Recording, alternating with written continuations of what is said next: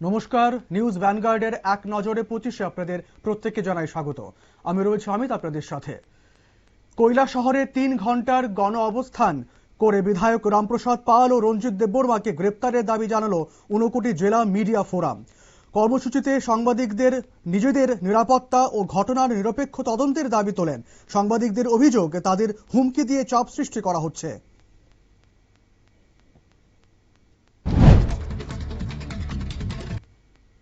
জাতীয় শিশু বিজ্ঞান কংগ্রেস 2026-কে সামনে রেখে রাজ্যভিত্তিক শিক্ষক প্রশিক্ষণ কর্মশালা অনুষ্ঠিত হলো শনিবার। ত্রিপুরা সায়েন্স ফোরামের উদ্যোগে এই কর্মশালার আয়োজন করা হয় ত্রিপুরা রাজ্য দূষণ নিয়ন্ত্রণ পর্ষদের মিলনায়তনে।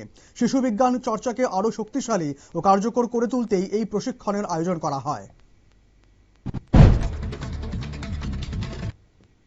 পুলিশ সপ্তাহ উপলক্ষে এক ব্যতিক্রমী উদ্যোগে একদিনের জন্য পশ্চিম থানার ওসির দায়িত্ব পালন করলেন রাজধানীর শিশু বিহার স্কুলের 8ম শ্রেণীর ছাত্রী শ্রীজয়া ভৌমিক। একই সঙ্গে সেকেন্ড ওসির দায়িত্ব সামলান শাবশ্রী চক্রবর্তী। দায়িত্ব পালনকালে দুই ছাত্রী থানার বিভিন্ন শাখার কাজকর্ম পর্যবেক্ষণ করেন। তেলিয়ামুড়া ও কল্যাণপুর এলাকায় সরকারি সম্পদ ব্যবহারে অনিয়মের অভিযোগ তুলে সিবিআই তদন্তের দাবি জানালেন স্থানীয় বাসিন্দারা। 1 কোটি টাকা ব্যয়ে নির্মিত কল্যাণপুর এআরডিডি অফিসের জমি পূর্বে জাতীয় সড়ক 208 সড়ক নির্মাণের জন্য অধিগ্রহণ করা হয় জমি। এই সড়ক প্রকল্পে এক ব্যক্তিকে 2 দফায় 1.7 কোটি টাকা ক্ষতিপূরণ দেওয়া হয়।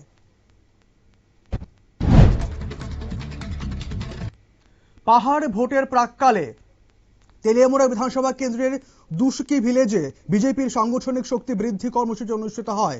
এই যোগদান সভায় উপস্থিত ছিলেন বিপিন দেববর্মা, উপেন্দ্র দেববর্মা ও এমডিসি বিদ্যুৎ দেববর্মা সহ দলীয় নেতৃত্বরা। সভা থেকে এদিন বুদুরাই সর্দার পাড়ার 12 পরিবারের প্রায় 50 জন ভোটার বিজেপিতে যোগদান করেন।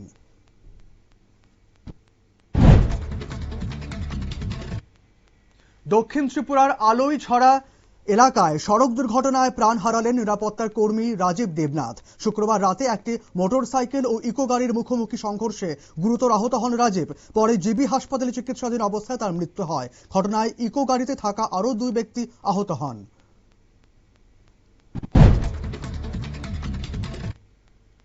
মধুপুর দ্বাদশ শ্রেণী বিদ্যালয়ে শুক্রবার রাতে দুষ্কৃতীরা 8 থেকে 10টি কক্ষের তালা ভেঙে প্রিন্সিপালের রুম, লাইব্রেরি ও কম্পিউটার রুমে তছনছ চালায়। অভিযোগ, রাতে পাহারা না থাকায় চুরি সংঘটিত হয়েছে। 2 নাইট গার্ডের দায়িত্বে গাফিলতির অভিযোগ উঠেছে এবং তারা সেদিন প্রহরায় ছিলেন না বলে অভিযোগ।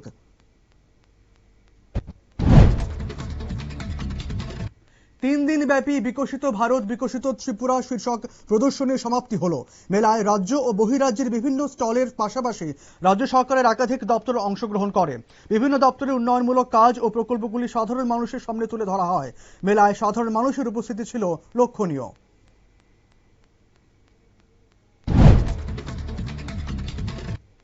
জেএনইউ ও এইইউডি সহ বিভিন্ন শিক্ষাঙ্গনে ছাত্র নিগ্রহের প্রতিবাদে আগরতলাতেও বিক্ষোভ মিছিল আয়োজন করল এসএফআই-টিএসইউ। অভিযোগ, দিল্লির শিক্ষা প্রতিষ্ঠানগুলিতে ছাত্রছাত্রীদের উপর পুলিশের অমানবিক অত্যাচার চলছে। ঘটনায় অবিলম্বে রোহিত ভেমুলা আইন প্রণয়নে জোরালো দাবি জানান।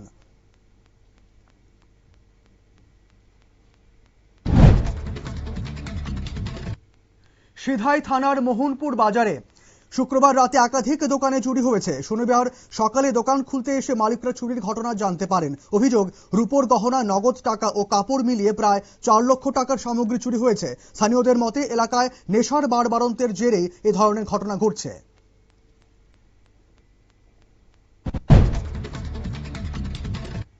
মোহনপুর সিমনা ধনিয়াভাঙ্গা সড়কে সেতু নির্মাণ কাজে বাধা দিয়ে শ্রমিকদের মারধর করল একদল দুষ্কৃতী। স্থানীয়দের অভিযোগ, শাসক দল আশ্রিত দুষ্কৃতীরা ঠিকাদারের কাছ থেকে তোল্লা দাবি করছিল। শুক্রবার ফের দুষ্কৃতীরা নির্মাণস্থলে গিয়ে শ্রমিকদের উপর হামলার চেষ্টা চালায়। স্থানীয়দের প্রতিবাদে হামলাকারীরা এলাকা ছেড়ে পালিয়ে যায়।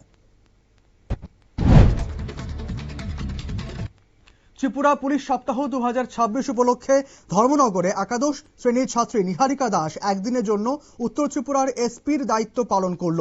এসপি অবিনাশ রায় এর উপস্থিতিতে সে জেলার আইন শৃঙ্খলা ও প্রশাসনিক কাজকর্মের অভিজ্ঞতা অর্জন করেন। পুলিশি পরিষেবা সম্পর্কে সচেতনতা বাড়াতে এই আয়োজন করা হয়েছে। মহিলাদের জরায়ু মুখের ক্যান্সার প্রতিরোধে আইজিএম হাসপাতালে রাজ্যভিত্তিক জাতীয় HPV টিকাকরণ কর্মসূচির উদ্বোধন হলো। 28 ফেব্রুয়ারি থেকে শুরু হয়ে 3 মাস ধরে চলবে এই অভিযান এবং প্রায় 17,500 কিশোরীকে বিনামূল্যে HPV টিকা দেওয়া হবে। 14 বছর বয়সী কিশোরীদের টিকা দেওয়া হবে।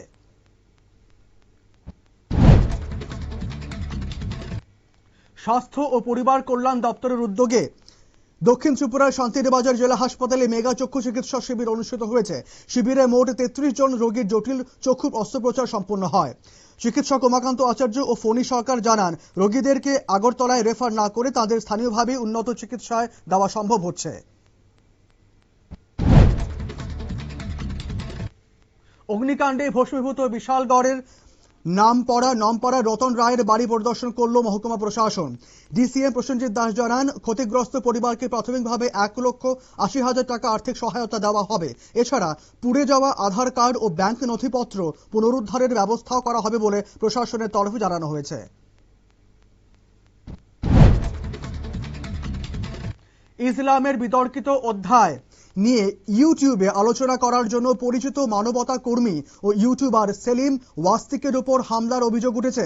শুক্রবার গাজিয়াবাদে তার বাসভবনে এসে দুষ্কৃতী ছুরি দিয়ে হামলা চালায়। তার পেটে ও গালে আঘাত লেগেছে।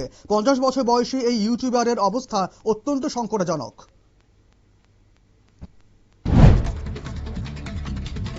অবশেষে জামিন পেলেন যুব কংগ্রেসের সভাপতি উদয় ভানু চিব। শুক্রবার গভীর রাতে পাতিয়ালা হাউস কোর্টের ডিউটি ম্যাজিস্ট্রেটের বাসভবনে শুনানি হয়। পুলিশের হেফাজতের আবেদন নাকচ করে আদালত ব্যক্তিগত বন্ডে তাঁর জামিন মঞ্জুর করে। পাসপোর্ট ও ইলেকট্রনিক গ্যাজেট আদালতে জমা রাখার নির্দেশ দেওয়া হয়েছে। ইরান ও মধ্যপ্রাচ্যের আকাশ সীমা বন্ধ থাকায় বিমান পরিষেবায় প্রভাব পড়েছে। ইন্ডিগো জানিয়েছে, পরিস্থিতির কারণে তাদের কিছু পরিষেবা সাময়িকভাবে বন্ধ রাখা হয়েছে। স্পাইসজেট জানিয়েছে, দুবাই আকাশ সীমা বন্ধ থাকায় কয়েকটি ফ্লাইট ব্যাহত হতে পারে। এয়ার ইন্ডিয়াও মধ্যপ্রাচ্যে পরিষেবা সাময়িকভাবে স্থগিত রেখেছে।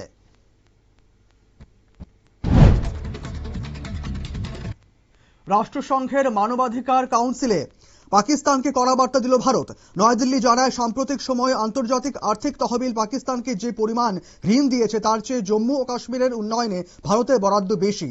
ভারতের অভিযোগ করে, যাচাই না করে ইসলামাবাদের পক্ষ নিচ্ছে অর্গানাইজেশন অফ ইসলামিক কোঅপারেশন। 2025-26 আর্থিক বছরের তৃতীয় ত্রৈমাসিকে দেশের জিডিপি বৃদ্ধির হার 7.8% হয়েছে। পরিসংখ্যান প্রকাশ করে কেন্দ্রীয় সরকার জানিয়েছে, অক্টোবর থেকে ডিসেম্বর সময়কালে এই বৃদ্ধি নথিভুক্ত হয়েছে।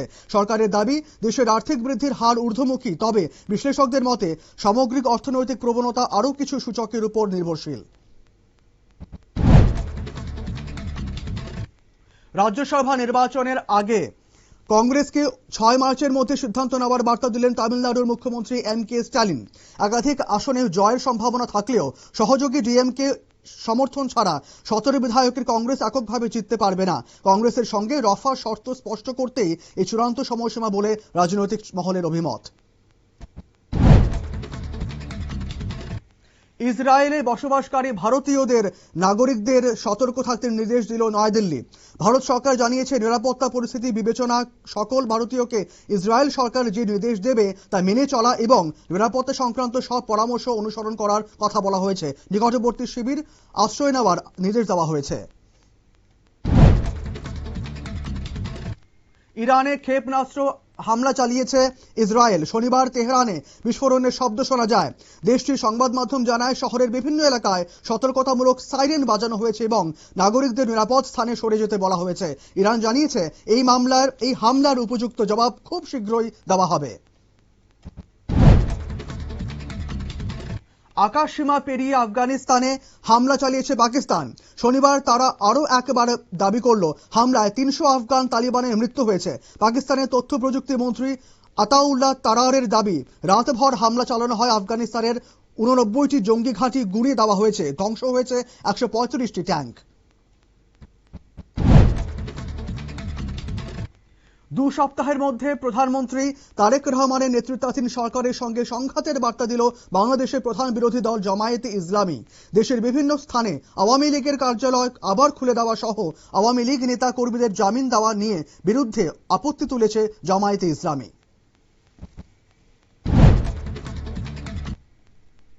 এক নজরে 25 এখনকার মতো এই পর্যন্তই।